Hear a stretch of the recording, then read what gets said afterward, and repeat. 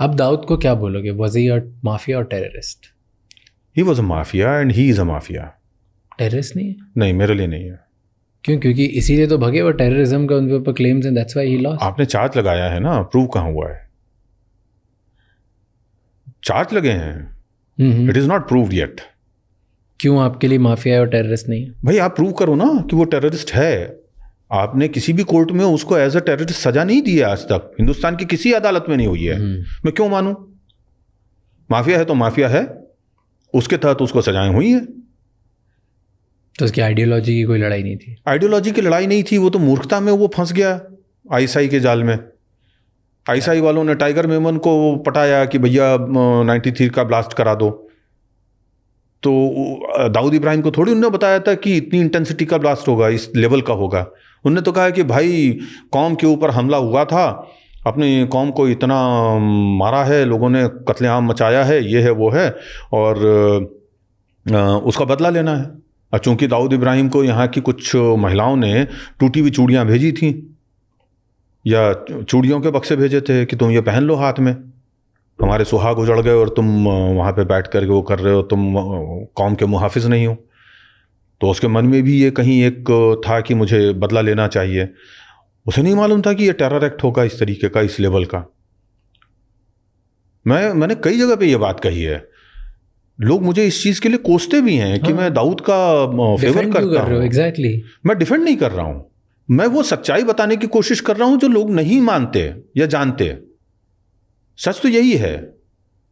आप अगर पूरे केस की क्रोनोलॉजी देखें तो आपकी ही जो चार्जशीट है 93 ब्लास्ट की, उसमें ही ये चीज़ें लिखी हुई हैं कि फलाना फलाना मेजर था, ब्रिगेडियर था, वो लोग ऐसे शामिल थे, वहाँ का एक लोकल तस्कर था, उसने जाकर के और इन लोगों की आईएसआई से मुलाकात करवाई टाइगर मेमन की। फिर टाइगर मेमन ने छोटा शकील से इन लोगों की मुलाकात की।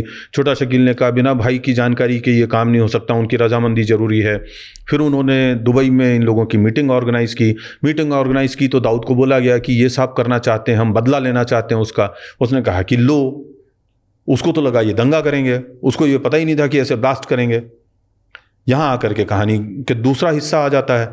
दाऊद की जानकारी के बिना इन लोगों ने पूरा प्लान किया। इतने सारा RDX लेकर के आए पाकिस्तान से, इतने सारे ग्रेनेड्स लेकर के आए, इतनी सारी AK-47 56 आई, उनके साथ में थाउजेंड्स ऑफ एम्यूनिशन आया। उसमें से कुछ जो है यहाँ पे इस्तेमाल हुआ, कुछ मध्य प्रदेश चला गया, कुछ गुजरात चला गया। वहाँ पे आज भी वो रखा हुआ है, छुपा हुआ कई कई जगहों पे। सारा बरामद नहीं हुआ है अभी तक।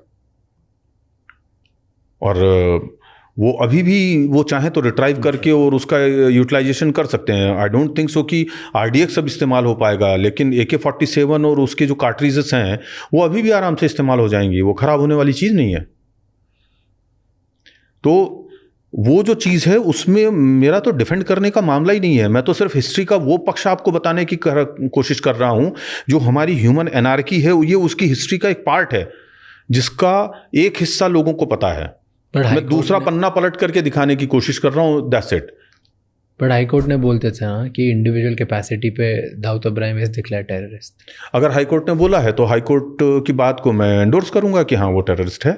थैंक यू सो मच ये क्लिप एंड तक देखने के लिए। अगर आपको और भी ऐसी क्लिप्स देखनी है तो राज शमानी क्लिप्स चैनल को सब्सक्राइब कर लीजिए।